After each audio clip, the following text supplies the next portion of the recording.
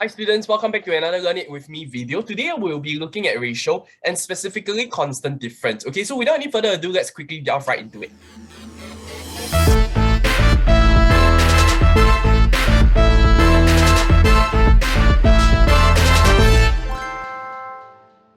Now, what is constant difference? Constant difference, by definition, it basically means that the difference must be constant. In fact, I would say the name speaks for itself. And if you're wondering why is there two minus sign and two plus sign over there, I will elaborate more on that in the next slide, okay?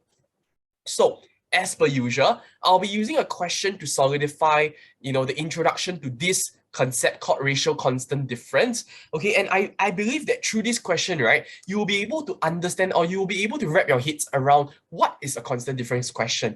All right, you'll walk away from this video knowing how to identify a constant difference concept. Because once you know how to identify, you will know the approach. Okay, so let's quickly delve right into it. Now, whenever I'm solving a problem, some question, I do not want to read the question as a whole, or I would say I do not want to treat the question as a whole. So what I want to do is I want to break it up. Why is it I want to break it up? Simply because I want to remove fear from me. All right, what happens is that many students, they'll read from last month all the way to how many students are there in the school now, then they start doing it.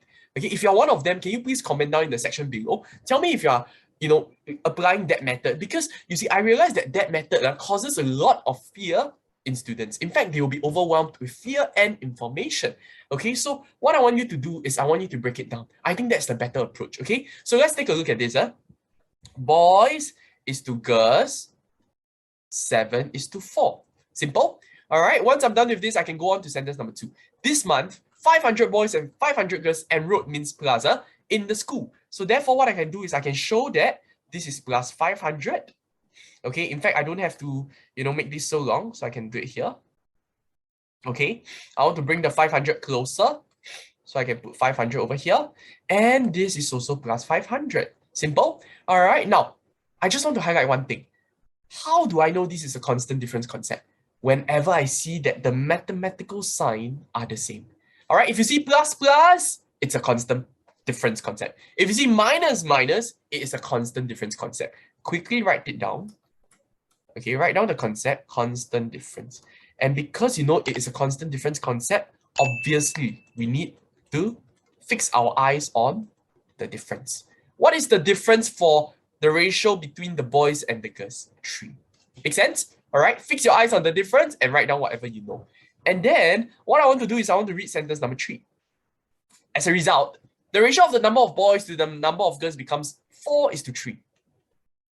Fix your eyes on the difference as well.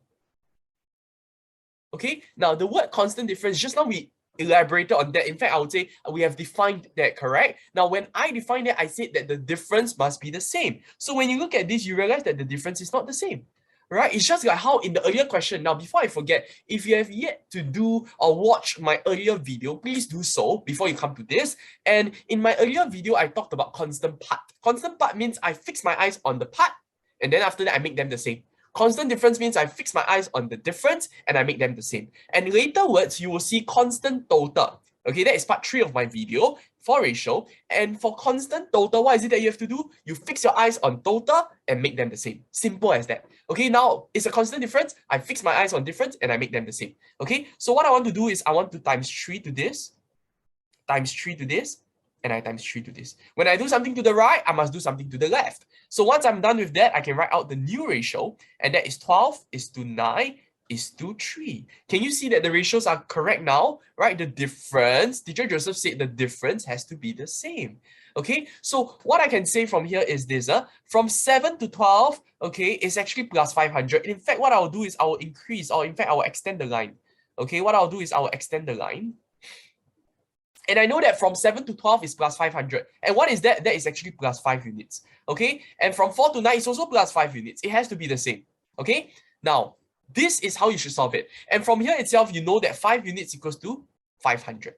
Okay? Quickly find your Mr. Greenman. Mr. Greenman should prompt you to read the question, to solve the question. Okay, so 500 divided by 5 equals to 100. Once I'm done with this, I can read the question. Sentence number 4. How many students are there in the school now? Oh, very simple. I just have to look at 12 plus 9. And I know that 12 plus 9 is equals to 21 units. Therefore, it's 21 times 100, which is equals to 2,100 students. Okay? All right, so this is your answer. Make it obvious. How do you do that? You double line it.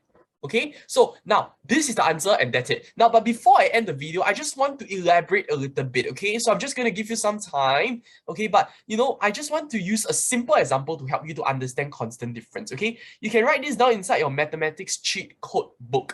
If you're my student, definitely you have a cheat code book, right? Now, let's say if I, Joseph Wong, versus, or not versus, is to a guy called Franco. Okay, both of us, we have, I have $10 and let's say Franco, he has $12.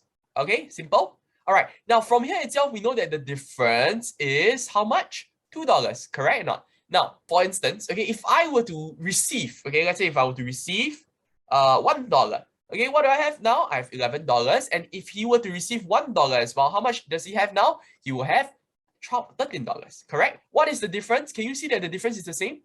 Very good. All right, so whenever you add, okay, for both of the parts of the ratio, or for both of the parts, the difference is the same. Okay, even if you were to subtract, okay, even if you were to subtract. Now, of course, in this question, we use addition. Okay, but even if you were to subtract, let's say I subtract 5, all right, over here I also subtract 5, and I know that this is how much? This is $5, and then Franco, he has $7. Can you see that the difference is still $2? So whenever you are adding for both sides or subtracting for both sides, it is a constant difference concept. Fix your eyes on the difference, make the difference the same. Okay, so with that, I've come to the end of my video. I hope you have received some value, and I hope this provided some clarity in terms of how to identify a question and of course, how to solve it. Okay, so I see you the next time. Bye-bye.